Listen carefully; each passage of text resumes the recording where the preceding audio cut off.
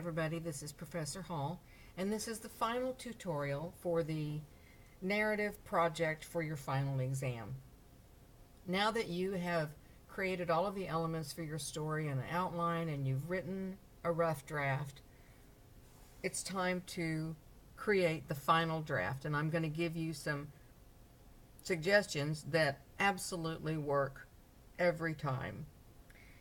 When I write that first rough draft, I go through all kinds of anxiety because the story was so clear in my head and the outline made the story logical.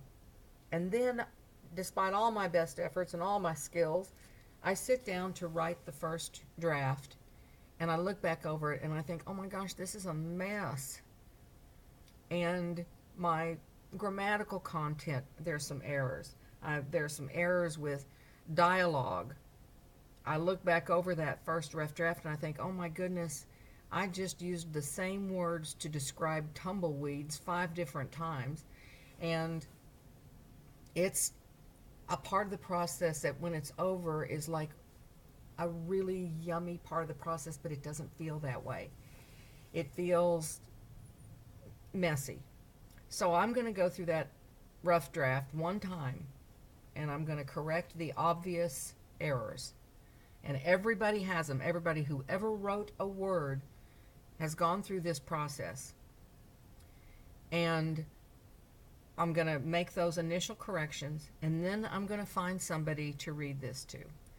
Now, my first thought, even after all these years, is, oh my gosh, I got to find somebody to read this to. They're going to judge me. They're going to think this is stupid. They're going to think it's silly. They're not going to like it. I'm going to find so many errors. And I go through that. So does everybody else. It's a natural part of the writing process. And that is why I have my sister.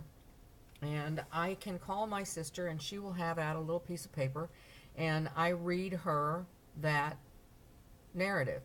And initially, of course, I find the errors that I didn't pick up in that first run through. I find them all. And then she gives me some notes, like I'm not sure exactly why this or why that or something that she loved. And if she really liked something, then I know to build more on that. And I go back and I take all the notes that I hear from her, and then I complete the final draft. It is what it is. But it's got all those notes built in. I may be the only person alive who loves notes, but I do. Because in my head, the story makes perfect sense. But once it's on paper, sometimes there's a gap in the logic or something. I have another friend, and that friend and I have an agreement. My friend will share their story with me in exchange for me sharing my story with them. And this particular friend of mine is super logical. I mean, everything is like detailed logic. And that makes this friend perfect for me to read my narrative to, my story. Because it'll be, well, why did she go out the door? What happened to the tree? Why isn't that? And it's wonderful for me because that way I can tighten up that logic and make sure that everything makes sense in the story. Now, my friend writes very logically, but doesn't have a lot of heart or a lot of emotion. And I have all of that and more.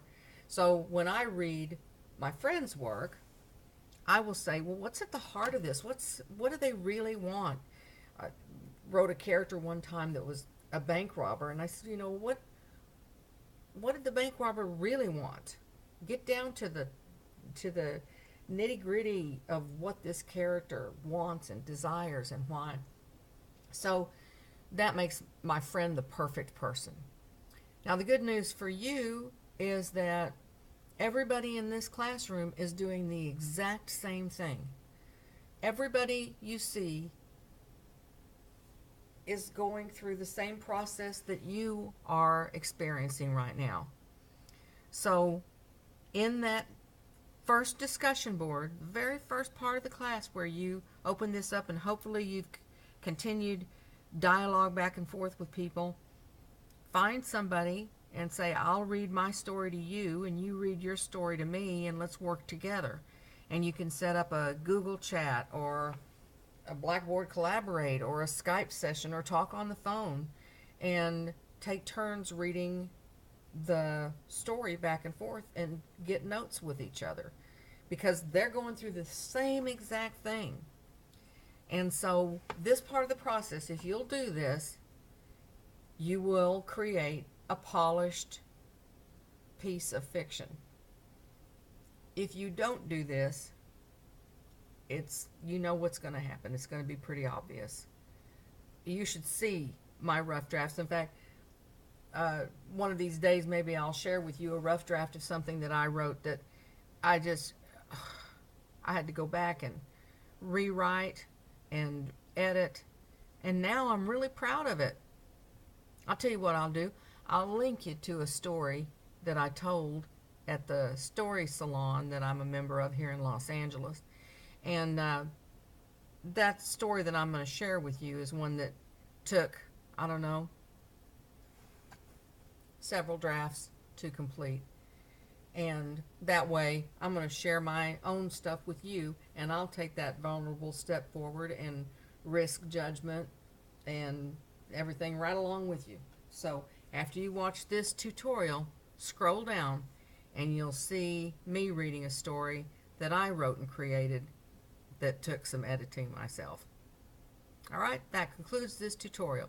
Do your best, create something beautiful, save it as a PDF so all that formatting will be just exactly the way you want it, and then submit it. I can't wait to read it. That concludes this tutorial.